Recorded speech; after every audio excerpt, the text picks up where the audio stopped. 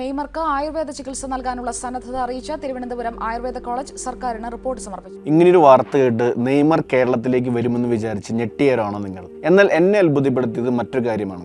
Ayurveda ചികിത്സയ്ക്കാണ് Neymar ഇവിടേക്ക് വരുന്നതെന്നായിരുന്നു 2014 വന്ന report. അപ്പോൾ ആയുർവേദ ചികിത്സാ രീതികൾക്ക് ലോകത്താകമാനം വലിയൊരു മാർക്കറ്റ് ഉണ്ടെന്നാണ് ഈ ഒരൊറ്റ റിപ്പോർട്ട് കൊണ്ട് തന്നെ മനസ്സിലാക്കാൻ സാധിക്കുന്നത്. ഇത് സൂചിപ്പിക്കുന്നത് വെൽനസ് ടൂറിസത്തിലെ കേരളത്തിന്റെ സാധ്യതകളെയാണ്. 6-ാം നൂറ്റാണ്ടിന്റെ തുടക്കത്തിൽ അവലോകിത എന്നൊരു ബുദ്ധ സന്യാസിയിൽ നിന്നും ആയുർവേദത്തെക്കുറിച്ച് പഠിച്ച അദ്ദേഹത്തിന്റെ മകനായ വാഗ്ബട ചില കൂട്ടുകളും ചെടികളും അന്വേഷിച്ചുള്ള തന്റെ യാത്രയിൽ കേരളത്തിലേക്ക് എത്തുന്നു.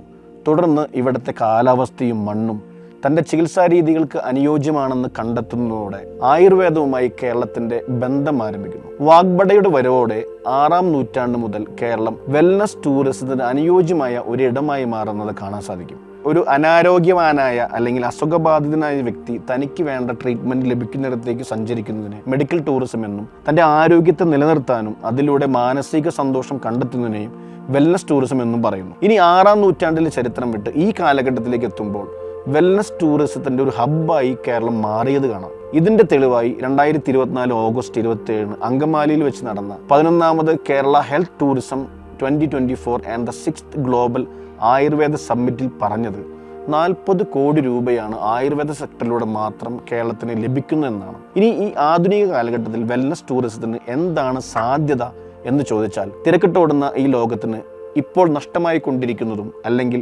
റെസ്റ്റ്ലെസ് ആയി കൊണ്ടിരിക്കുന്നതുമായ ബോഡിക്ക് വേണ്ടതുമായ റെസ്റ്റും സ്ട്രെസ് ഫ്രീയുമായ എൻവയോൺമെന്റും നൽകാൻ യോഗ, കളരി, ആയുർവേദം എന്നിവയ്ക്ക് നൽകാൻ സാധിക്കുന്നതുകൊണ്ട് തന്നെയാണ് കടൽ കടന്നും വിദേശികൾ ഈ കൊച്ചു കേരളത്തിലേക്ക് എത്തുന്നത്. 100 കണക്കിന് ചെറിയ വെൽനസ് റിട്രീറ്റുകൾ മുതൽ Nattika wellness beach resort, Somatheeram wellness resort, CNV Kalari, Tigris valley wellness resort, Vaidyaratnam തുടങ്ങിയ പ്രസിദ്ധമായ കേന്ദ്രങ്ങൾ വരെ ഉൾപ്പെടുന്ന ഈ വെൽനസ് ടൂറിസം സെക്ടർ കേരളത്തിൻ്റെ ടൂറിസത്തിന് തന്നെ ശ്രദ്ധേയമായ സംഭാവന നൽകുന്നുണ്ടെന്നും മറ്റൊരു പ്രത്യേകതയാണ്. ക്രാഡിൽ ഓഫ് ആയുർവേദ എന്നറിയപ്പെടുന്ന കേരളത്തിലേക്ക് വരുന്ന ടൂറിസത്തിൻ്റെ 30% ആയുർവേദിക് വെൽനസ് റിലേറ്റഡ് ആണ്. നിലവിലെ സാഹചര്യങ്ങൾ കൂടി കണക്കിലെടുക്കുമ്പോൾ പല പുതിയ പ്രൊജക്റ്റുകളും വെൽനസ് ടൂറിസവുമായി ബന്ധപ്പെടുത്തി കേരളത്തിലേക്ക് വന്നുകൊണ്ടിരിക്കുകയാണ്. എങ്കിലും ഈ മേഖലകൾ വളരെയധികം വെല്ലുവിളികൾ നേരിട്ടുകൊണ്ടിരിക്കുന്നതായും കാണാം.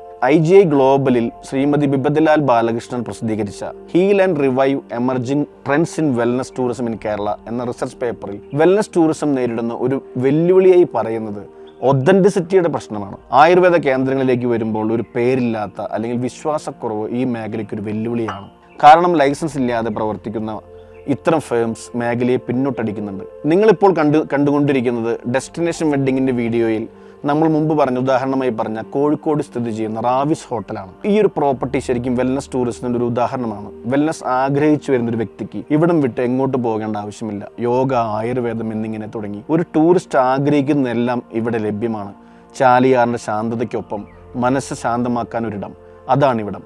ഒരാഴ്ചയോ 2 ആഴ്ചയോ എത്ര ദിവസം ഇവിടെ തങ്ങിയാലും മടുപ്പ് വരാത്തത്ര പ്രകൃതിയോട് ചേർന്ന് നിൽക്കുന്ന ഇടങ്ങൾ. മികച്ച വെൽനസ് ടൂറിസം കേന്ദ്രമാവാൻ വേറെന്ത് വേണം?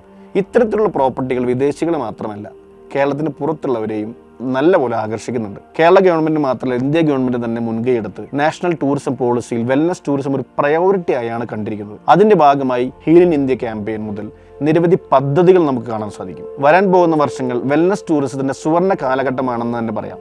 കാരണം 2024 സെപ്റ്റംബറിൽ കേരള മുഖ്യമന്ത്രി കേരളത്തെ ഒരു വെൽനസ് ടൂറിസ്റ്റ് ഹബ്ബാക്കി മാറ്റുമെന്നുള്ള പ്രഖ്യാപനം നടത്തുകയുണ്ടായി. ഈ പ്രഖ്യാപനം നിറവേറ്റപ്പെടുകയാണെങ്കിൽ ഇതുവഴി 136 കോടി രൂപയുടെ ഇൻവെസ്റ്റ്മെന്റ് ആണ് കേരളത്തിൽ എത്താൻ പോകുന്നത്.